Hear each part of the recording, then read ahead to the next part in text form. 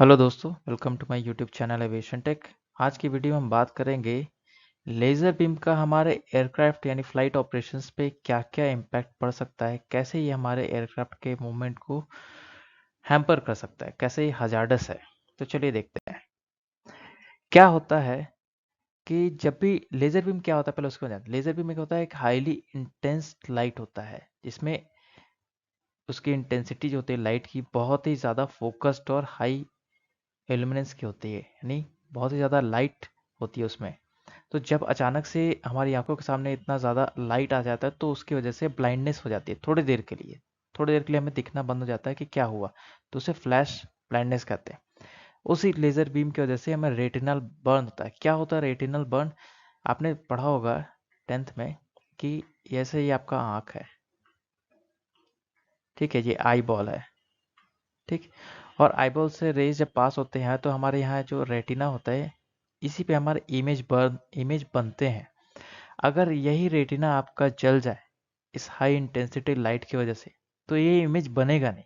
जब इमेज नहीं बनेगा तो इंसान को कुछ दिखाई भी नहीं देगा।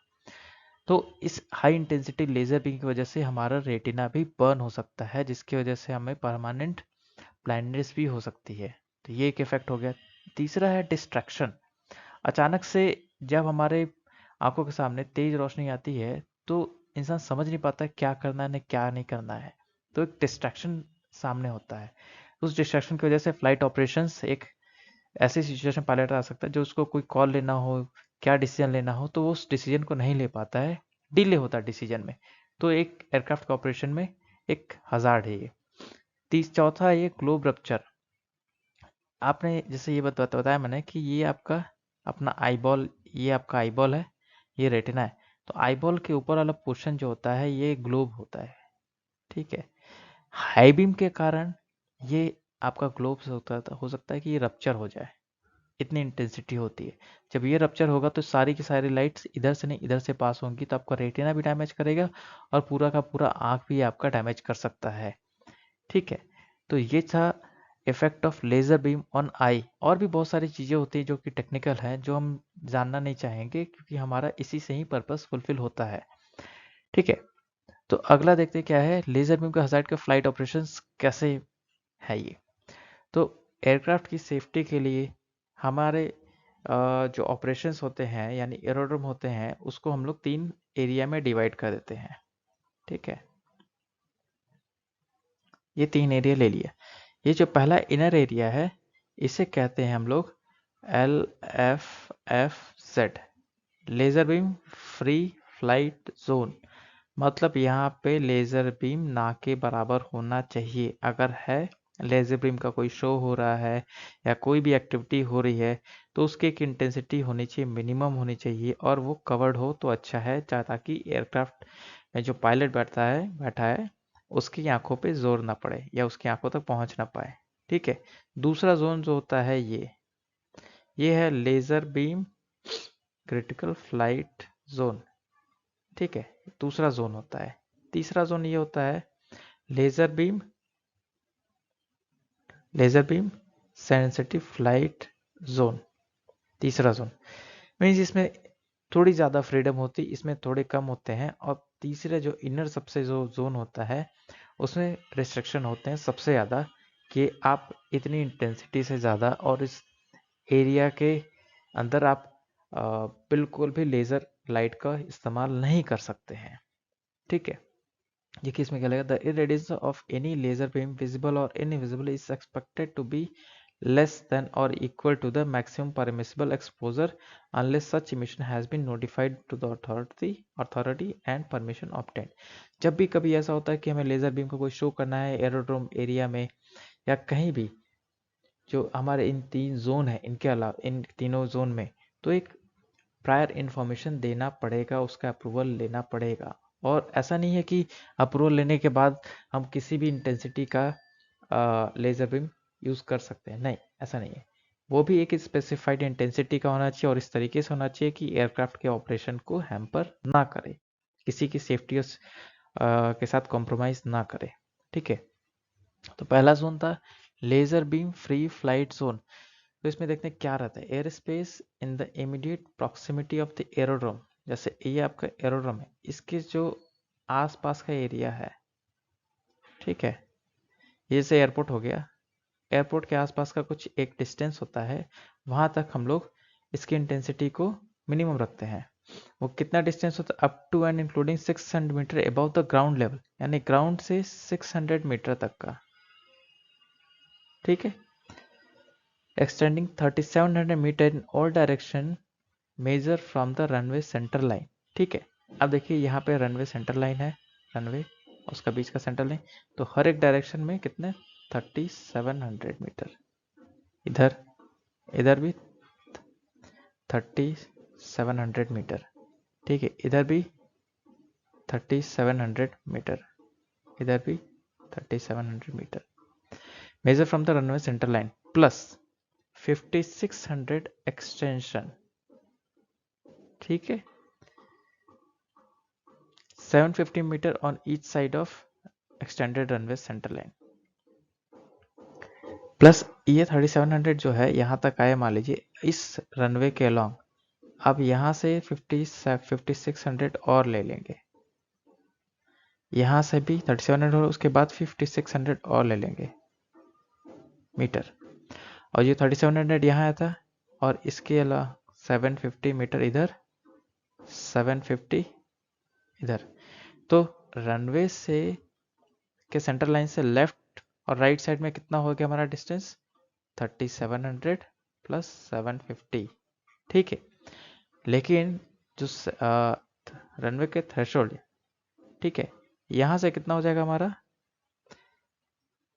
3700 प्लस 5600, इतना डिस्टेंस होना चाहिए, यानी ये रनवे हो गया, तो यहां से 3700 प्लस 5600, सिमिलरली यहाँ भी इतना ही 3700 प्लस 5600, ठीक है। इस डायरेक्शन में कितना हो गया 3700 प्लस 750, और इस डायरेक्शन में 3700 प्लस 750। ये जो जोन हुआ है हमारा, जो भी ये डिस्टेंस होगा, ये हमारा laser beam free flight zone होना चाहिए, ठीक है, ये है। और सरफेस लेवल के ऊपर भी ऐसा नहीं है कि ग्राउंड पे ही करना है, ग्राउंड से हमारा कितना 600 मीटर, जैसे कोई बिल्डिंग पे अपने चला रहा है तो वो तो कह सकता है कि नहीं आपका तो सरफेस पे ही था, लेकिन ऐसा नहीं है, सरफेस के ऊपर भी 600 मीटर तक आप लेज़र बीम का इस्तेमाल नहीं कर सकते हैं। अगर इस्तेमाल करना है तो उसकी एक इंटेंसिटी डिफाइन की गई है, वो इतनी होनी चाहिए, कितनी 50 नैनोवाट पर स्क्वायर मीटर, ठीक है। ये होता है laser beam free flight zone. अगला होता है laser beam critical flight zone, ठीक है। Air space within 18,500 metre of the aerodrome reference point. ये देखिए, ये आपको पहले की वीडियो आपको मिल जाएगा, लिंक जो है इसका डिस्क्रिप्शन में दे देंगे। तो air space within 18,500 metre above of the aerodrome reference point from the surface and up to including 3050 metre above ground level, यानी कि ये आपका एरोड्रोम है, ये उसका रेफरेंस पॉइंट है, ठीक है। हर डायरेक्शन में